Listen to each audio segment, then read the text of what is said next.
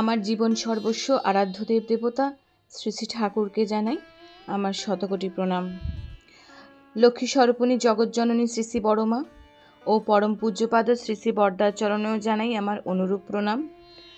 তৎসহ সবাইকে আজ 14ই শ্রাবণের শ্রী শ্রী বড়মার শুভ আবির্ভাব দিবস। আজ এই আবির্ভাব দিবসের সবাইকে জানাই প্রণাম, ছোটদের ভালোবাসা আর আমার আন্তরিক জয়গুরু। আশা করি সবাই ভালোই আছেন শ্রাবণ মাসে। দয়ালের শ্রীচরণে আপনাদের সকলের জন্য কল্যাণ কামনা করি। বর্ষাকাল খুব একটা ভালো না, ওয়েদারটা বর্ষাকালের সাথে এবার যেন একটু বেশি নিম্নচাপ হয়ে চলেছে প্রতিদিন।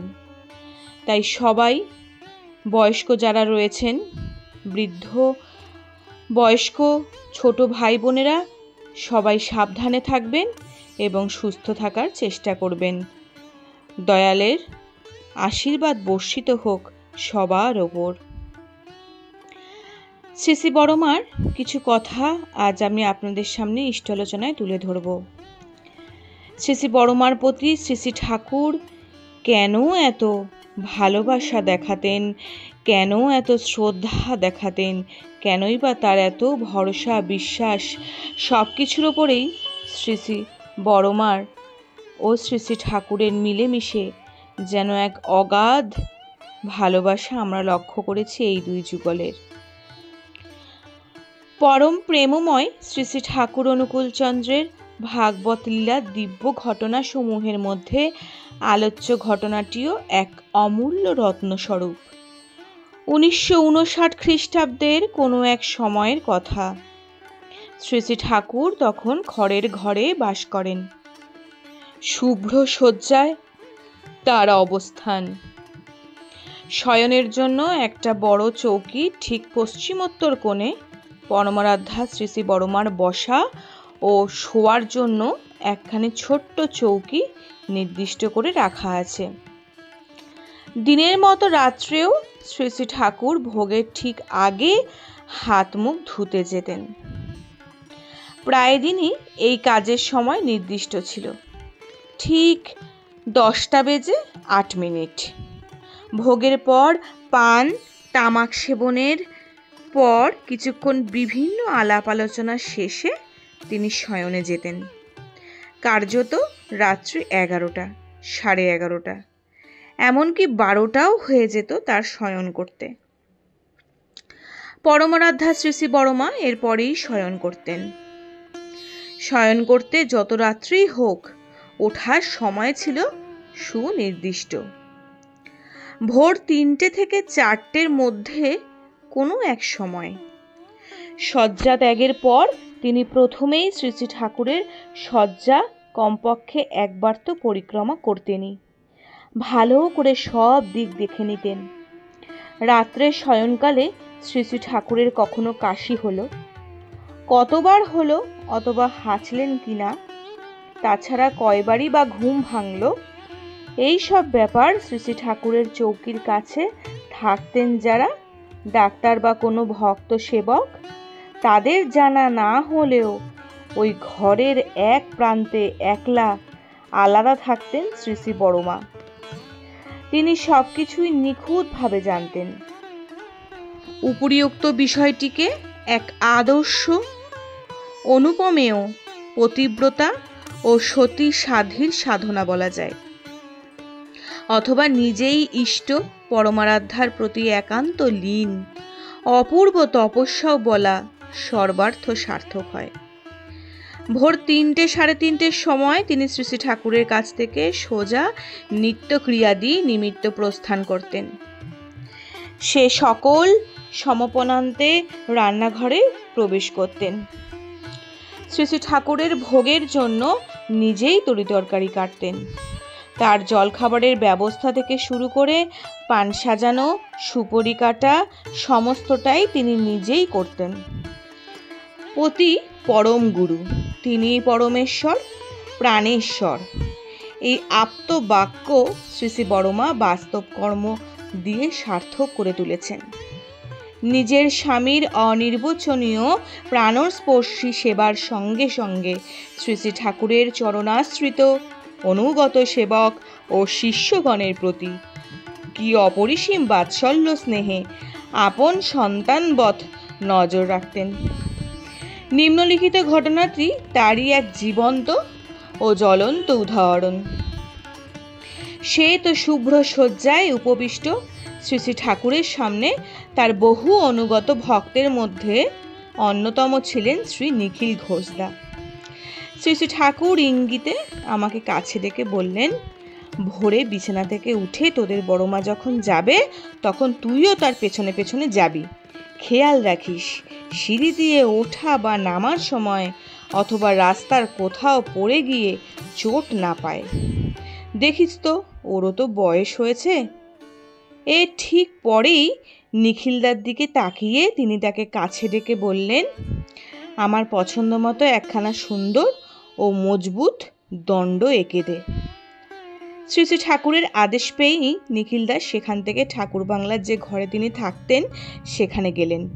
সেখানেই তার কাছে দণ্ডগুলি থাকত।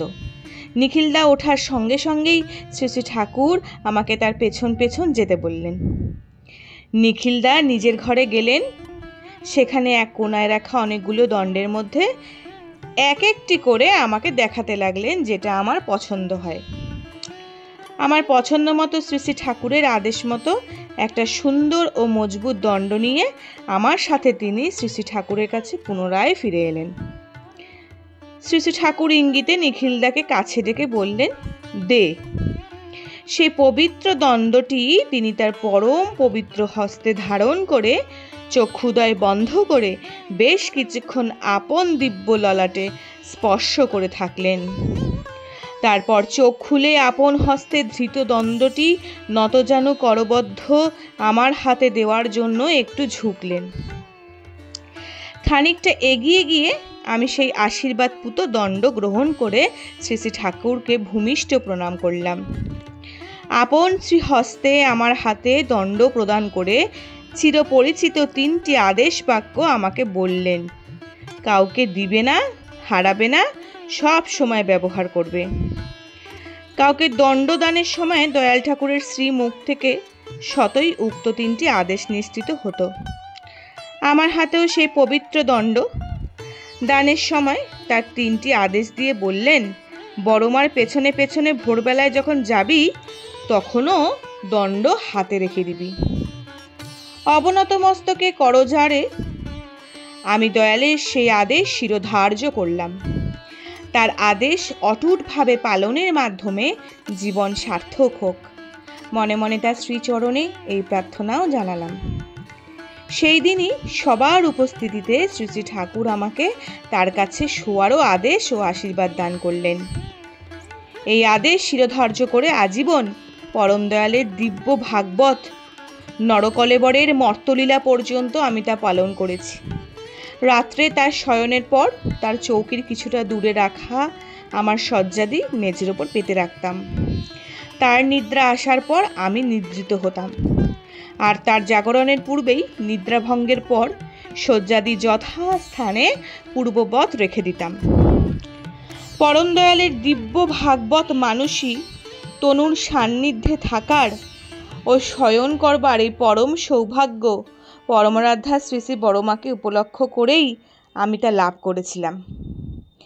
স্বয়ং ভবভয় ভঞ্জন মনোমোহিনী দন্দন পবিত্র দণ্ড আশীর্বাদের সময় আমায় যে 2টি আদেশ দিয়েছিলেন তার মধ্যে একটি আদেশ তো প্রথম থেকেই পালন করছিলাম, কিন্তু দ্বিতীয় আদেশ পালনের ক্ষেত্রে আমি যে একটিও রাত্রি সফল হইনি তার অপরাধবোধ আমাকে প্রতিনিয়ত অত্যন্ত ক্ষুব্ধ ও অশান্ত করে তুলেছিল। রাত্রি প্রায় 12টার পরেই শ্রী শ্রী ঠাকুর শয়ন করতেন।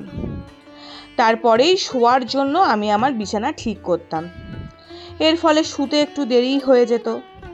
ভোরে শ্রী শ্রী বড়মা কখন উঠে যেতেন তার একটুও আভাস বা পায়ের শব্দ আমি শুনতে পেতাম না। সেই সময় আমি ঘুমিয়ে থাকতাম। 2-1টি রাত্রি সংকল্প করে সজাগ থাকতে চেষ্টা করেও যখন ব্যর্থ হলাম, তখন নিদ্রাভঙ্গের পর নিজের ওপর যে ঘৃণা মিশ্রিত ক্রোধ ক্ষোভ ও অনুতাপ হতো তা ভাষায় বর্ণনার অতীত। যে কাজের দায়িত্ব অর্পণ করে দয়াল প্রভু আমার ওপর আশীর্বাদ করেছিলেন তা যেন আমার ভাগ্যাকাশে পূর্ণিমার চাঁদের মতো, তা পালনে আমি ব্যর্থ হলাম। আমি যে কি বিপর্যস্ত মানসিক অশান্তি ও অস্বস্তির পাহাড় বয়ে বেড়াচ্ছিলাম তা বলাই বাহুল্য। বেশি দিন সেই অবস্থা ছিল শয্যাতীত। পরমরাধ্যা শ্রী শ্রী বড়মা নিজের ঘরে বসে কিছু করছিলেন। আমি সোজা তার ঘরে গেলাম। আমার ওপর তার দৃষ্টি পড়তেই আমি নতজানু হয়ে কৃতাঞ্জলি পুটে তার সামনে বসে পড়লাম। শ্রী শ্রী বড়মা তখনই সস্নেহে আমায় বললেন, কিরে? আমি আমার মনের ব্যথা তার কাছে ব্যক্ত করলাম এই বলে, মা, আপনারই জন্য শ্রী শ্রী ঠাকুর দয়া করে আমায় যে আশীর্বাদপূর্ণ আদেশ করেছিলেন আমি তা পালন করতেই পারছি না। ভোরে উঠে আপনি যে কখন চলে আসেন তা আমি বিন্দুমাত্রও বুঝতে পারি না। আমি আপনার নিতান্তই হতভাগ্য সন্তান।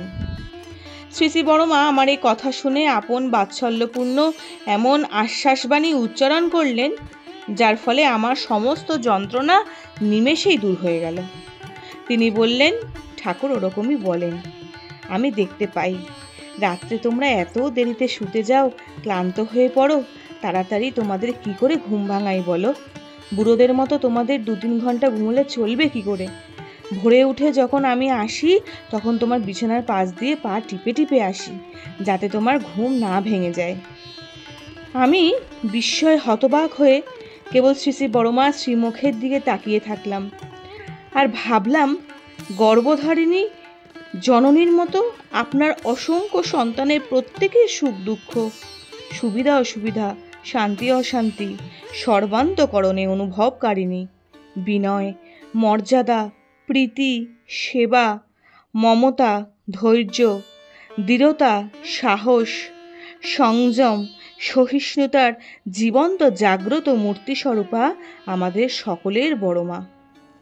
এই জন্যই তো পুরুষোত্তমের সহধর্মিনীর আসন সম্পূর্ণ সার্থকতার সহিত অলঙ্কিত করে আছেন, সম্পূর্ণ সৃষ্টিকেই যেন উজ্জ্বল করে আছেন যুগ যুগ ধরে। বন্দে পুরুষোত্তমম। এখানে শ্রী শ্রী ঠাকুর তার যে ভক্তকে আশীর্বাদ দান করেছিলেন সেই ভক্তের নাম রাম বসাউন সিং।